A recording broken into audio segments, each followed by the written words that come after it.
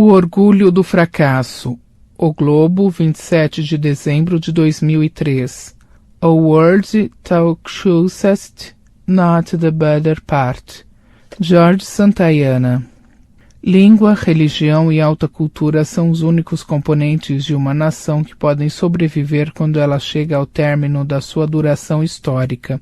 São os valores universais que, por servirem a toda a humanidade e não somente ao povo em que se originaram, justificam que ele seja lembrado e admirado por outros povos. A economia e as instituições são apenas o suporte, local e temporário, de que a nação se utiliza para seguir vivendo, enquanto gera os símbolos nos quais sua imagem permanecerá quando ela própria já não existir. Mas se esses elementos podem servir à humanidade, é porque serviram eminentemente ao povo que os criou. E lhe serviram porque não traduziam somente suas preferências e idiosincrasias, e sim uma adaptação feliz à ordem do real.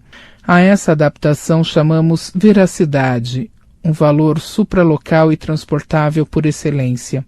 As criações de um povo podem servir a outros povos porque trazem em si uma veracidade, uma compreensão da realidade, sobretudo da realidade humana, que vale para além de toda condição histórica e étnica determinada.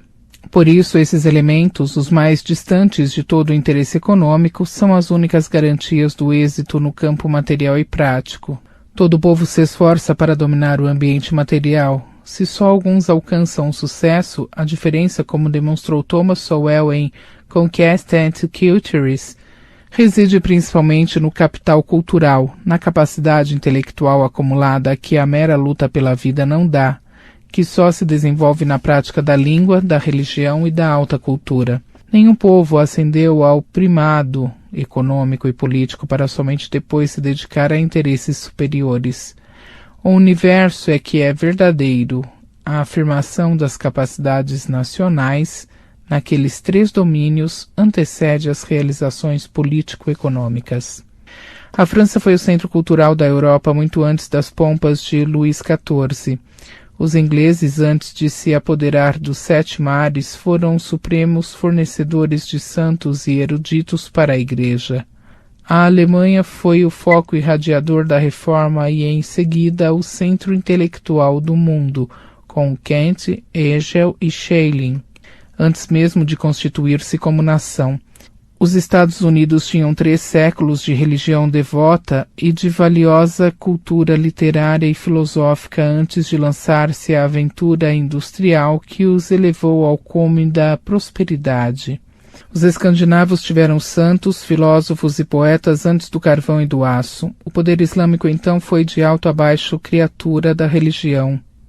Religião que seria inconcebível se não tivesse encontrado, como legado da tradição poética, a língua poderosa e sutil em que se registraram os versículos do Corão. E não é nada alheio ao destino de espanhóis e portugueses, rapidamente afastados do centro para a periferia da história, o fato de terem alcançado o sucesso e a riqueza da noite para o dia, sem possuir uma força de iniciativa intelectual equiparável ao poder material conquistado. A experiência dos milênios, no entanto, pôde ser obscurecida até tornar-se invisível e inconcebível. Basta que um povo de mentalidade estreita seja confirmado na sua ilusão materialista por uma filosofia mesquinha que tudo explique pelas causas econômicas, acreditando que precisa resolver seus problemas materiais antes de cuidar do espírito. Esse povo permanecerá espiritualmente rasteiro e nunca se tornará inteligente o bastante para acumular o capital cultural necessário à solução daqueles problemas. O pragmatismo grosso, a superficialidade da experiência religiosa, o desprezo pelo conhecimento, a redução das atividades do espírito ao mínimo necessário para a conquista do emprego, inclusive universitário, a subordinação da inteligência aos interesses partidários, tais são as causas estruturais e constantes do fracasso desse povo.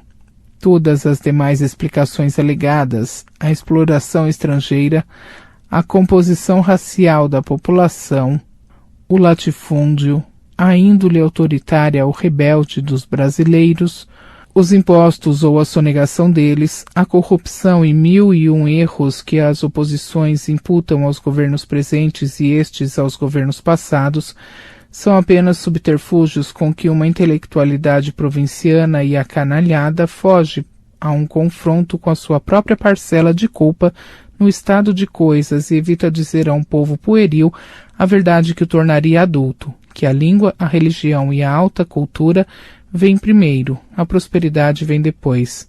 As escolhas, dizia Alice Zonde, fazem o destino.